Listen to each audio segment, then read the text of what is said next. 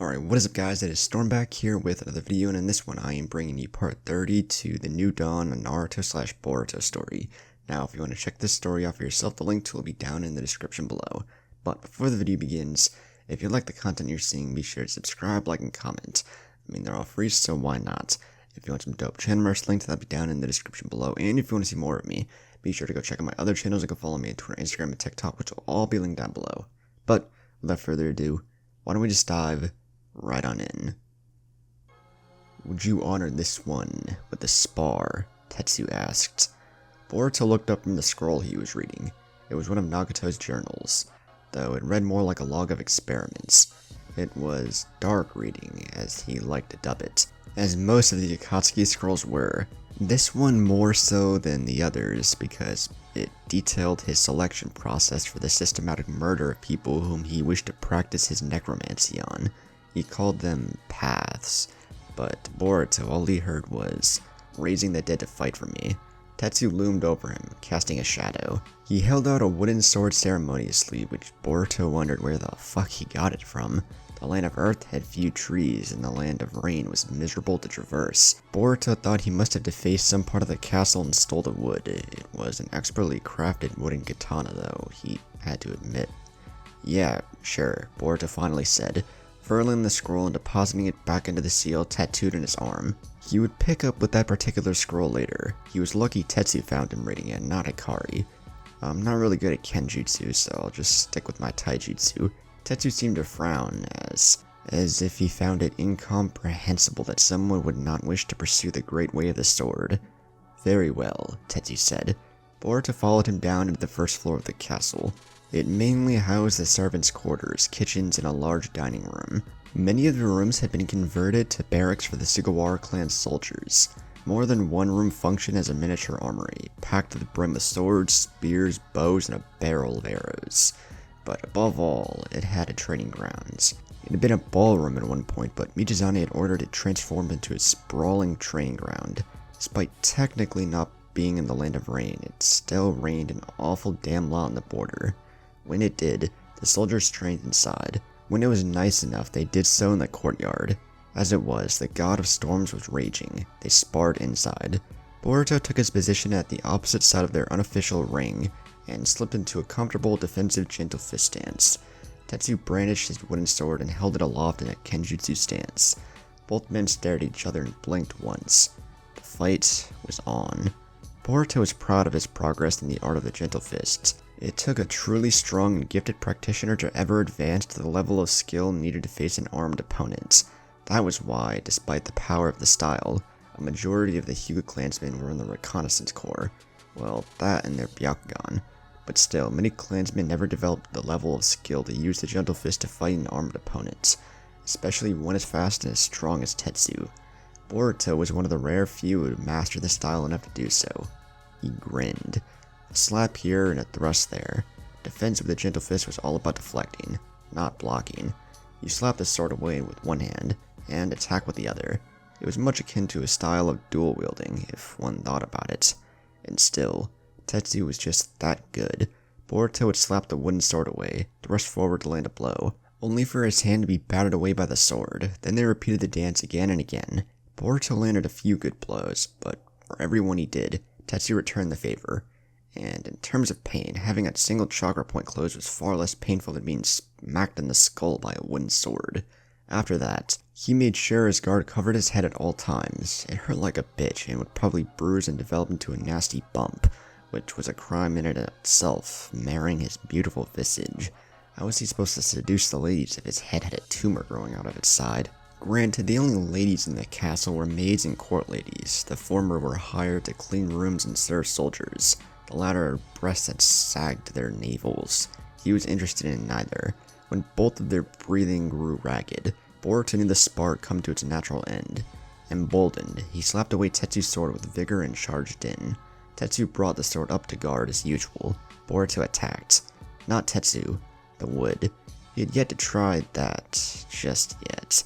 Chakra lands from his fingertips, easily capable of cutting flesh and more than capable of shattering wood. Tetsu's sword glowed blue. He deflected the blow, and slashed at his skull. Again. Boruto leaned backwards. his eyes tracking the sword as it passed in front of him. Or he would have, had the tip of the sword not glowed blue and extended. As it was, he was wrapped on the skull for the second time. Boruto saw stars as his vision swam. He blinked several times, and found himself sitting on his ass in the middle of the training grounds. He scowled. That was an interesting trick, he commented with just a dash of vitriol added. Tetsu nodded. Your strategy too was quite impressive, though a true samurai would never allow his blade to come to harm, the samurai said. Boruto just nodded. Tetsu was oddly protective of his sword. He ritually sharpened, cleaned, and otherwise maintained it daily, with an almost zealous fervor. How did you make the sword grow there at the end? Boruto asked. As he hauled himself to his feet, Tetsu peered at him quizzically. It is an adaptation of the saber technique we use, he said. Normally, it is applied to prevent the sword from breaking, and give it an unnatural edge. With enough practice, one can manipulate the shape and size. Shape manipulation. Boruto muttered under his breath. Interesting. He was good with that. Can you teach me? Tetsu seemed to ponder it for a moment. In exchange, then, I will teach you the way of the sword, and you shall teach me to read your scrolls, he said. Sure, Boruto quipped. A fair trade, if a little in his favor. Boruto furrowed his brows. I've been meaning to ask, why can't you read? Tetsu's face seemed to darken. I was but an orphan and a pauper until I was 10. I lived in the streets of the land of iron. One day my master rode upon by his horse. He saw me fighting against 2 young samurai in training and besting them. He took me in and asked what I wanted to be, he said, pausing. I told him I wished to be strong. He made me so. That was the extent of my training. Boruto schooled his features to avoid appearing anything other than neutral. That Tetsu had survived as an orphan living on the streets in the land of iron, a place where the average temperature was below freezing and snowed year-round, was surprising. Boruto nodded and weaved a few hand seals. Lightning sparkled to life in the palm of his hand. Tetsu quirked an eyebrow at the technique. My friend used to say that when her father taught her this technique, the maker said it came from trying to apply nature transformation to the Rasengan. I want to try the opposite, applying shape manipulation to the Chidori, he explained. Tetsu nodded, and began to show him the basis for the samurai saber technique. Much later, an exhausted Boruto sat at a low table, and began to teach the mountain of a man how to read. Boruto peered over the top of his cards and eyed Hikari. It really wasn't fair. She wore a mask. How was he supposed to know she was bluffing or not? The only thing that gave away her thoughts were her eyes and body language. Boruto was an expert in reading neither. Maybe, just maybe, he could sneak a peek at her cards. The veins in his temples writhed and bulged ever so slightly. Do it and you find out how it feels to have a throwing needle in your eyes, Hikari whispered threateningly, almost intimately. Boruto wisely chose to hold back his dojutsu. Fold, he said with a sigh. He set his cards face up on the table. A 7 and an 8. Hikari branched her cards, the ace of hearts and the ace of spades, combined with the aces of clubs, diamonds, and hearts that made 5 of a kind.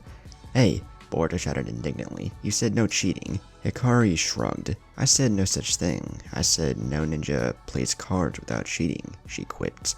Boruto grumbled under his breath and wondered where exactly she had filched an extra ace from him. He wasn't about to argue the rules of poker with her. If she said she got 5 of a kind, she got 5 of a kind. Hikari didn't take well to being lectured on the rules. It was just one of those things he picked up during their friendship. Hikari dealt them another hand. A sharp rapping on the door interrupted their game. A blushing maid reluctantly entered. Young master, Lord Sugawara has requested your presence, she said. Boruto sighed. I'll be back later, he muttered under his breath. They had only been at the castle for 5 days, and apparently Michizane had been good on his word when he had promised to take him under his wing when it came to political matters. Boruto hated it, despised it, but he couldn't say no. For one, it would be rude. For two, Hikari had talked him into circles until she got him to agree that yes, it was good experience. Even as the black sheep of the family, he was still the son of the Hokage. Not just any Hokage. The Hokage, hero of the war and savior of the world. If by some miracle his crimes were forgiven, he would probably be thrown into some sort of position of political or martial power.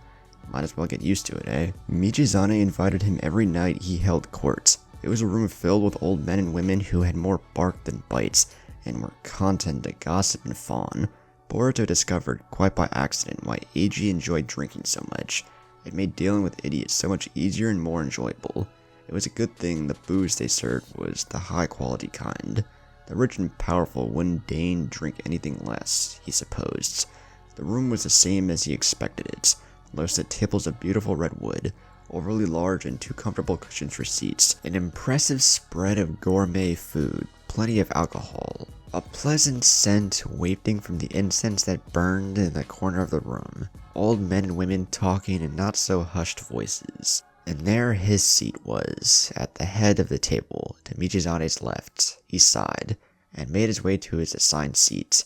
A few of the politicians were loyal. Boruto used that term extremely lightly. To the Sugawara cause, waved or nodded greetings to him as he passed them. Boruto returned their greetings with a nod and a false smile. He didn't even remember a single one of their names. The room waxed poetic while Boruto drank just enough sake to not feel like he was being smothered to death by thinly veiled pleasantries. Not too much though. He didn't want to end up face down in his drinking cup like Eiji. It happened on more than one occasion. An hour and a half of torture later, the politicians filed out, and the advisors and soldiers filed in. The food was cleared, but the booze remained. And the who's who of the Sugawara faction planned raids and battle tactics to repel the Uramura whoresons at their doorstep. This, Boruto thought, was interesting, and more importantly, just worth having to sit through exchanging pleasantries with the politicians. We've had reports of men arriving from the southeast. One of the high-ranking soldiers informed Michizane. We think they're mustering forces for another siege.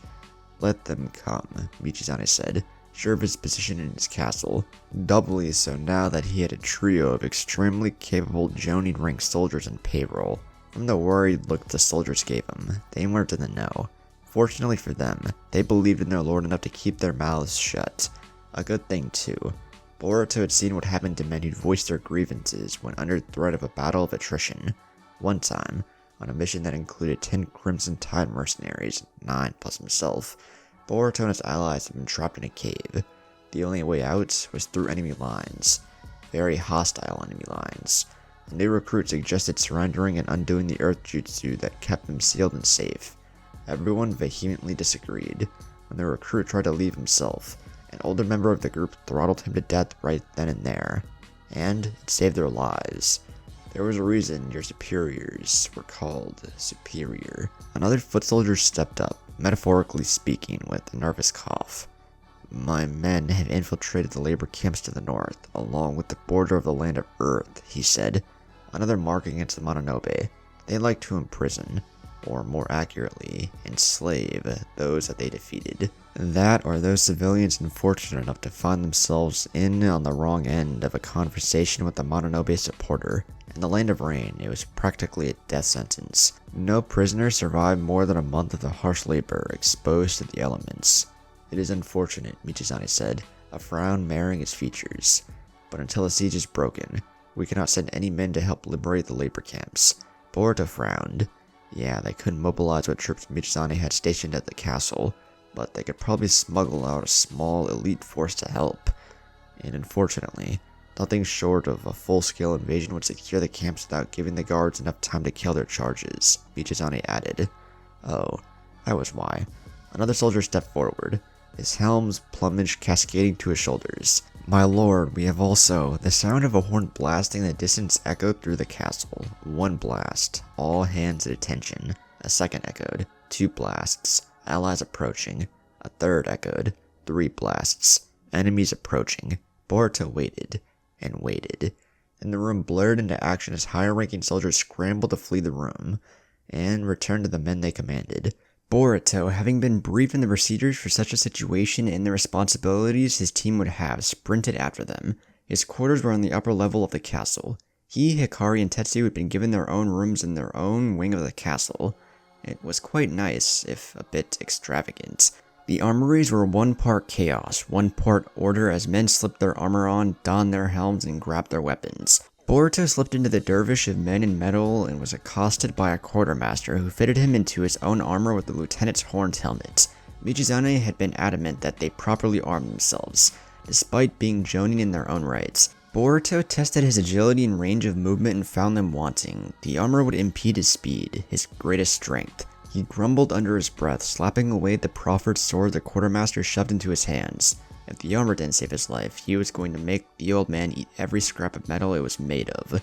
Boruto's ears twitched as he heard the steady march of boots on stone. He, along with all the other men that had been in the armory, were herded into rank and file behind the thick wooden gate that separated them from the enemy outside.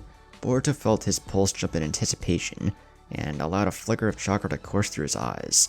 With his Byakugan, he could see a sea of blue flames just beyond the walls. Countless bodies of chakra. Boruto swallowed and allowed his eyes to fade to blue. A hand grabbed his wrist, bringing his arm up. Boruto startled, surprised when Hikari placed a large soldier pill in the palm of his hand. Her eyes met his and she swallowed her own pill. Boruto did the same. He didn't know how long the fighting would last, and the pill would curb his hunger and ensure he wasn't tired for at least 24 hours. Hikari handed a pill to a fist as large as his skull, and Boruto knew that Tetsu was looming over the both of them. He spared a quick peek at the mountain of a man and nearly flinched. Tetsu's armor was as impressive as it was terrifying. Whatever magic Mijizane had worked to get the smiths to outfit him was completely worth it. The samurai was garbed from head to toe in thick plates of metal that had been dyed blue. It was a combination between the modern samurai armor and the plated monstrosity used in the old wars. Atop his head sat a helmet with vicious, curved horns. His face was protected by a mask that attached to his helm. The mask depicted a snarling, furious demon, whose maw was parted to bare its fangs. Boruto knew more than one of their enemies was going to soil themselves when Tetsu charged them, sword brandished. He looked like a demon that had crawled its way from the pits of hell. The drums of war began to beat. The gate was raised, and the soldiers filtered outside. First were the barrel-chested men with arms as thick as tree branches. They hefted heavy square shields in front of them, armed with short swords strapped to their waists. Behind them, tall pikemen armed with spears that had vicious, serrated spearheads. And behind them, common infantrymen, among which Boruto found himself. Boruto couldn't see over the men in front of him, but he could hear. He could hear the pounding of boots on dirt and stone, the slowly rising roar of battle cries, the sharp chime of swords being drawn from their scabbards, the stretching sound of bows being drawn back. Then, like the clap of thunder, the battle began. Twang. Arrows released overhead. Men screamed. Clang. The invaders broke upon the shield wall in front of them. Squelch. Spearmen thrust their weapons forward, over their comrades' shoulders and heads. Boruto felt his feet grow damp. Blood was pooling underneath his feet, fleeing from the slaughter before him. Boruto snapped his head upwards as he heard the cries of the dead and dying. Somewhere, a man barked orders. Push! The shield wall advanced. They climbed over the corpses of their enemies, slashing their necks or piercing their hearts as they did so. Arrows hissed through the sky overhead. Their army advanced, slowly but surely. Occasionally, a shield bearer would fall, a stray arrow, or a well-thrown spear taking him to the Pure Lands. His brother in arms closed the gap before their enemy could break their formation. Then the arrows stopped. They were too far out. Their archers couldn't fire without fear of hitting them. Boruto felt his mouth grow dry. He had sat in the war room as the soldiers discussed battle strategy. He knew they shouldn't be so far out. Where was their commander? He should have called for them to halt. Boruto flinched as his spearman stopped a foot from his face. The spearman in front of him had been impaled through the skull. Looking around his shoulders, he could see that the shield bearer in front of him had suffered the same fate. They fell as one and the formation broke. From somewhere behind him, Boruto heard a commander bark orders. Break formation! That was the one thing they had been waiting for. Tetsu barreled forward like a hibernation bear charging from its cave after a long winter. Boruto saw the eyes of their enemy widen in fear from beneath the shade of their helmets. He drew his sword, and in a single cleave, cut down 3 men. You could see the sparkle of metal glinting in sunlight as Hikari hurled throwing needles from somewhere behind him. Boruto swallowed, and leapt forward. The first man, armed with a rusted sword and a battered shield, was surprised by his speed. Boruto slipped inside his guard and sent a lance of chakra through his chest. He must have hit something important, because he fell to the ground and clawed at his armor. A soldier came from behind him and finished the man off, slitting his throat. The next 3 were a team. Boruto could tell. They were back to back, covering each other with their shields and blocking with their swords, and yet it was so easy to slip between one of their guards and strike them down with a gentle fist. Their comrades slain, the other 2 were swept up with the tide of war and joined their friends in the Pure Lands. Boruto was idly aware that Tetsu was wading into the enemy ranks, swinging his sword wildly with snarls of anger. This was his revenge for his master. Boruto could tell. Hikari was somewhere, peppering the foes he missed with needles and well-placed chakra-enhanced punches. He didn't know how long he fought for. Time had no bearing on the battlefield. Ranks and formations broke into chaotic struggles of life and death as men garbled in blue armor slew those garbed in red. Boruto glanced backwards every few moments, making sure his allies were still at his back. As the battle progressed, their numbers thinned and thinner, and yet the number of men with red armor continued to swarm them. Boruto couldn't hear the telltale bark of commanders giving orders. He didn't spy any helm with ornate plumage bobbing in the sea of their allies. Only the strong still hefted their swords above their waists. Boruto knew that something, somewhere, had gone terribly, terribly wrong. From the first moment, their commander had been slain, before they even left the safety of the archers on the ramparts. Now they were trapped. The men manning the castle would never open the gates with their enemy's armies swarming the walls. Those who had left the castle to defend it would either die doing so or be strong enough to survive. And Boruto was nothing if not a survivor. He struck down 4 opponents in a blur of open palms and pointed fingers. Given a momentary reprieve, he dug deep into his chakra, lightning arched from his fists, chirping, growling, snapping.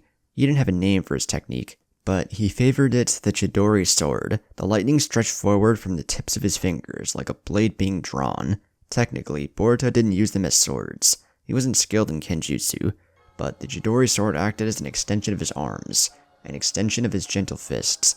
Instead of fighting face to face, he fought at 5 paces from his enemies. Boruto could see the blue electricity reflected in the dark eyes of the men in red armor. He could see their fear, their desperation, their acceptance. They knew they were outmatched. They knew they were about to die, but they wouldn't just roll over and let nature's natural order take hold of them.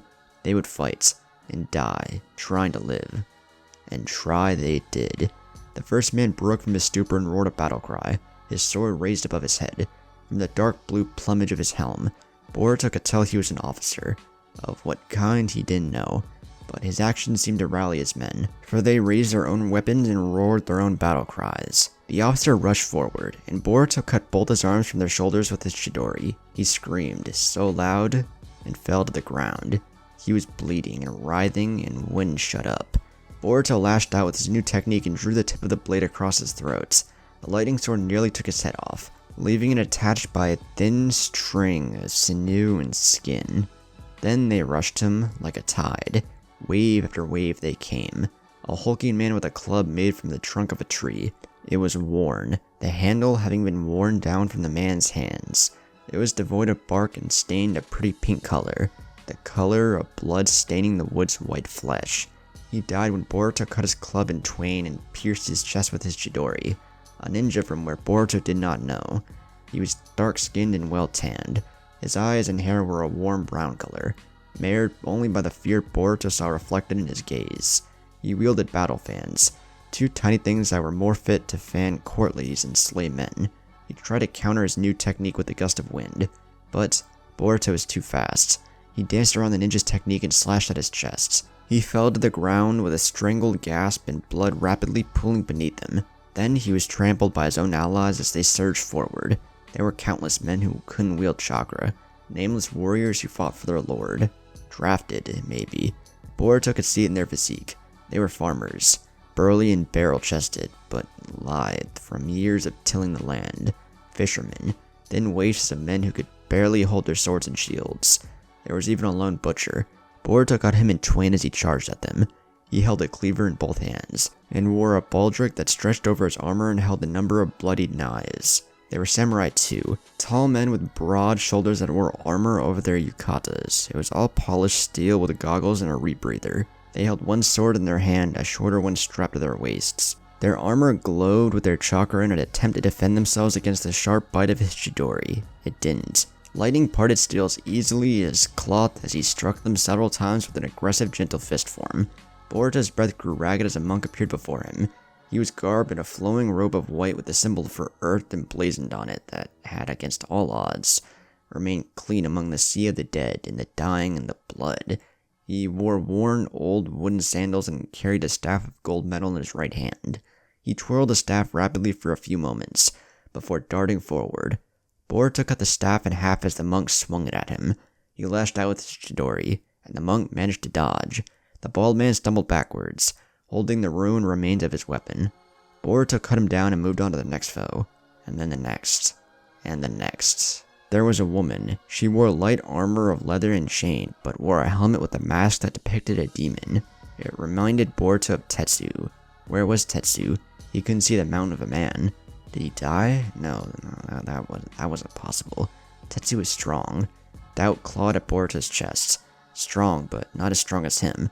What about Hikari? Boruto was sure he could kill her if he really tried. Would his own number among their enemy find her and do the same? The woman charged forward, a fearful but ferocious battle cry tearing itself from her lips. She wielded a farmer's scythe in both hands. Though she certainly was no farmer. She swung and danced and managed to avoid being cut down by Boruto's Chidori. Boruto felt the sharp bite of pain blossom in his left forearm as one of the woman's scythes caught him. He stumbled backwards and tripped on something large and hot and slick. The woman advanced him, the demonic mask she wore whimpering something to him that he couldn't understand. She seemed to falter and take a step backwards. Then she raised her arm and hurled one of the scythes at him. It flew end over end and caught fast in the dirt above his shoulder. She missed. The demon whimpered something again. Boruto was on his feet, his heart hammering in his chest. He was on his feet, darting forward, boots slipping on something. The damn worthless things. He was going to kill the quartermaster. The woman screamed and swung her scythe madly. Boruto slapped her arm away with his wounded arm and drove his fists through her chest. She tried to say something, but it came up gurgled and strangled. Her back arched and Boruto could see blood running down her neck from underneath her mask. He didn't know what possessed him to do it, but he took off her helmet. Hima? Boruto croaked. It was his sister. Pale, porcelain skin and cerulean eyes. Her hair, the unmistakable Hyuga black-purple, was matted with dirt and blood. 2 streaks of black something stained her chakra scars on her cheeks like war paint. Oh god, Boruto cried. Hot tears of anguish fell down his cheeks. No, I'm sorry. I'm so sorry, he cried. His sister looked up at him with her blue eyes, wet and full of unshed tears.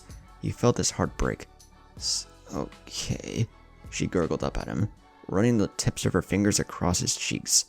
"It's okay," she said. Then her hand fell to the ground and she stilled. "No," Boruto uttered. "No."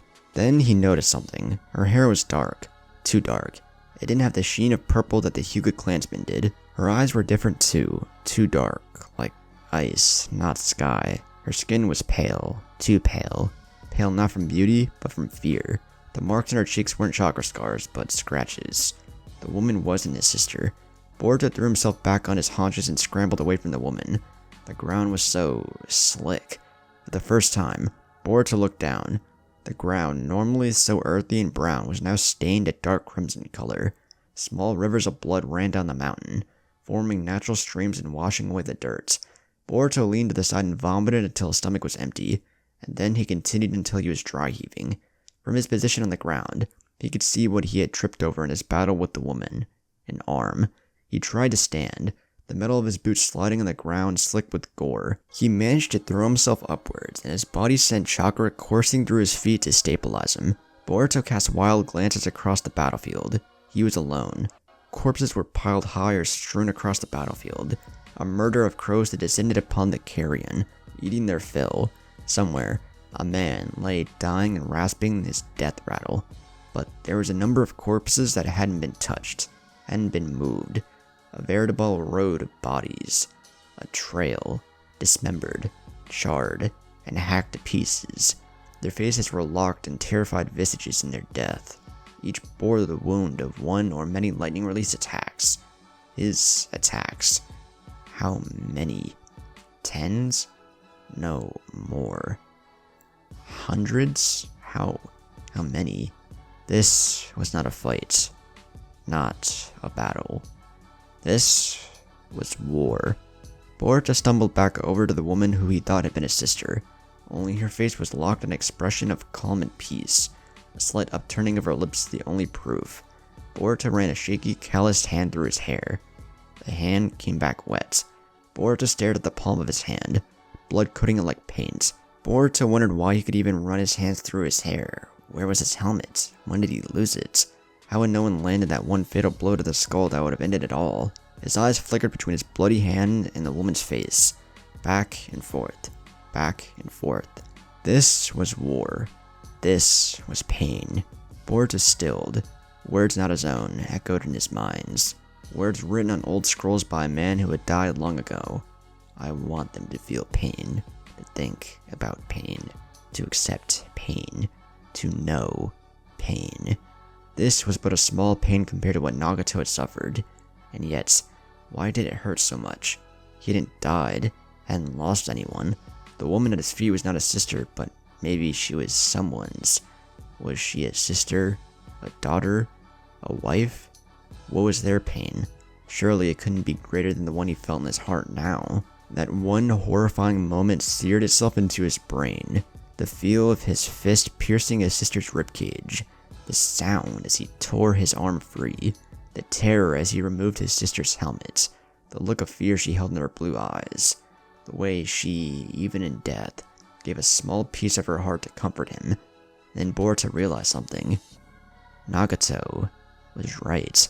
No matter how pathetic the reason, it's enough to start a war. War will never cease to exist. Human nature pursues strife. Konan was wrong. Nagato entrusted his peace to Naruto, to his father, the Hokage. And where was peace? This was war. There was no peace. There never was. Peace was a lie. Naruto, his father, was a liar. There never was peace. Never had been peace. There was only war, and the brief interlude between one war and the next, be it months, years, or decades. There was only war. It was just all too funny. And so, Boruto laughed. 愛してる